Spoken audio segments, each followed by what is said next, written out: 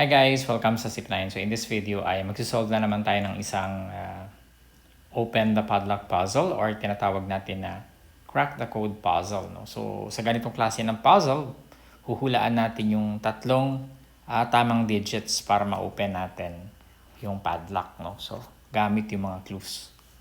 Okay, so for clue number 1, we have one digit is right and correctly placed. 2, one digit is right but wrongly placed. 3, two digits are right, both correctly placed. 4, one digit is right but wrongly placed. And 5, two digits are right, both wrongly placed. So kung gusto nyo munang pag-isipan at gusto nyo mag-solve on your own, pwede nyo i-pause yung video tapos balik kayo mamaya at tignan natin kung tama ba yung sagot niyo. Okay, so i-pause nyo na ngayon. Okay, so i-assume ko na nakapag-solve na kayo, no? Of course, may possibility na merong ibang solutions, no? Other than dun sa ipapakita ko. Pwede nyo i-share sa comments sa baba, no? Okay, so sa mga previous videos, kung napanood nyo, ang inuuna natin ay yung nothing is correct, no? Para madaling mag-eliminate. Pero dito mukhang walang ganun, no? Lahat merong correct digit sa bawat clue. So since lahat ay may correct digits, ang uunahin natin ay itong number 3. Now, bakit natin siya uunahin? Kasi mukhang madaling ma-identify yung mga digits kasi nakalagay na 2 digits are correct tapos both correctly placed pa. So kung mahulaan natin yung tama, isa na lang yung huhulaan natin, no? Okay, so tingnan natin. Wala tayong magagawa kundi mamili, no? Mamili muna tayo ng dalawa. Halimbawa lang, pinili natin ay 1 and 3 for example. Suppose these are the correct digits. Okay? Tingnan nyo, tama ba yan? So wala na yung 8, di ba? So tingnan natin yung clue number 2.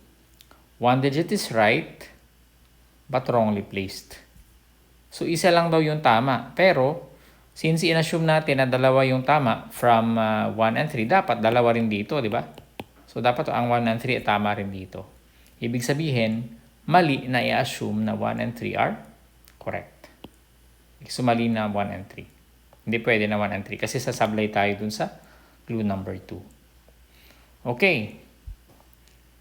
Hanap tayo ng isang pares ulit. Tatlong pares lang naman yan, tagdadalawa. No? Suppose, ang inassume natin na 8 and 1 are correct.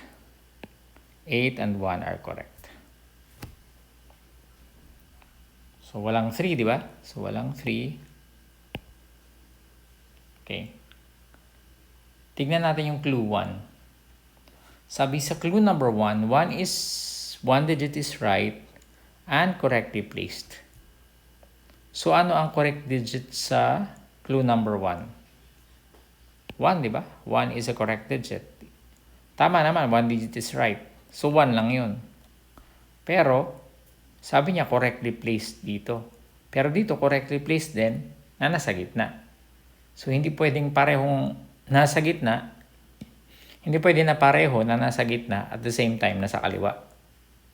Okay, so ibig sabihin, ang 8 and 1 is not a good choice. It's a wrong choice, ibig sabihin. Isa na lang, di ba?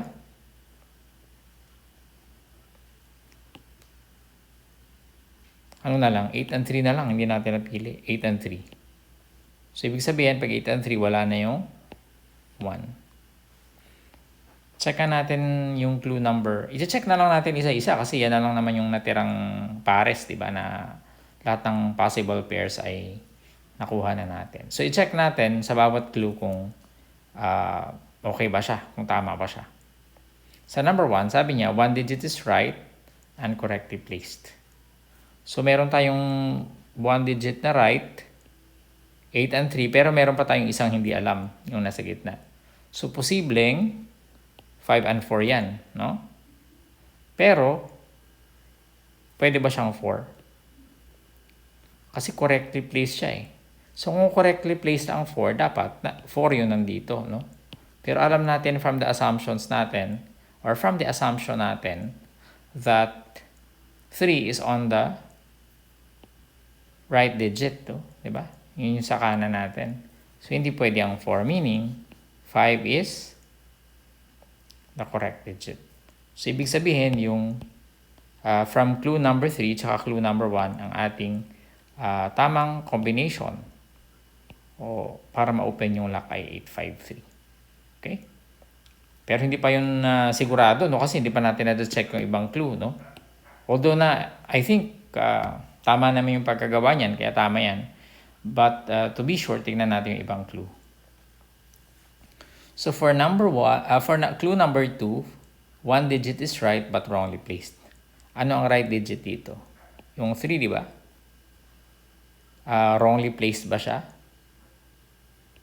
1 digit is right, correct ito. Wrongly placed ito ay correct din kasi supposed to be nandito siya sa kanan, no? Kasi ito yung nasa tamang sagot natin yung 853. Okay, so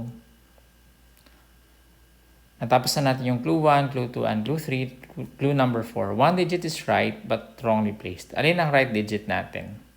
Ang 8, di ba? Ang 8. Wrongly placed ba siya?